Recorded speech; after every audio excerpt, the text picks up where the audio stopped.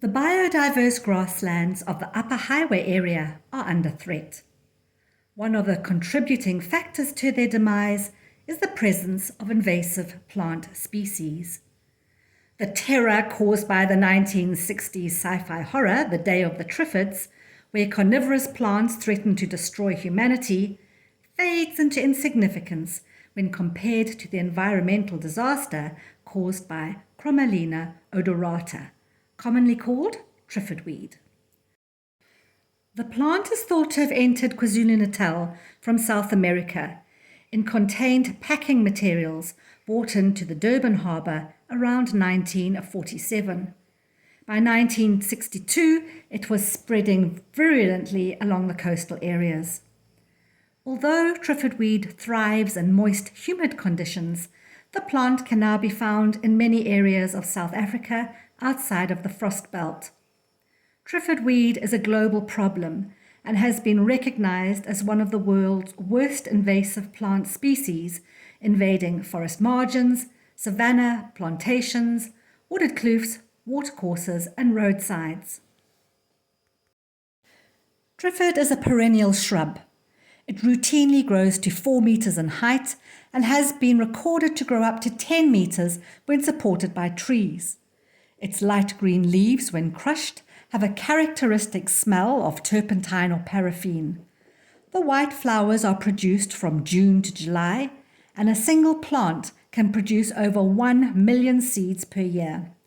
Triffid spreads so prolifically that it can replace up to 100% of indigenous vegetation in some areas. Triffid leaves are poisonous to livestock and have been known to cause asthma and skin irritation to people prone to allergies. Triffid is highly flammable, even when green, presenting a significant fire risk. So how can we remove Triffid? Young plants are easily removed by hand. Established plants are more difficult to remove, even with a pick and shovel. If one chooses to cut the stems as a means of controlling Triffid, the cut stems must be treated with a suitable herbicide to prevent regrowth.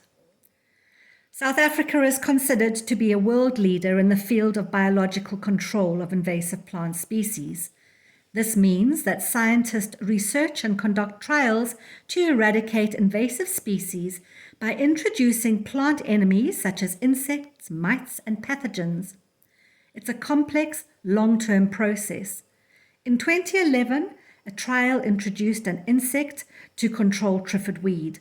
The insect survived 8 years. Trials to find a suitable biological control are ongoing. Triffid weed smothers and suppresses indigenous vegetation, depleting the soil of water and nutrients, and its dense growth can lead to soil erosion. Please help us to prevent Triffid from dominating our landscape. Controlling invasive species needs a community approach. Perhaps these images of some of the indigenous plants in our area will inspire you to take action. It would be a shame if they were lost to future generations.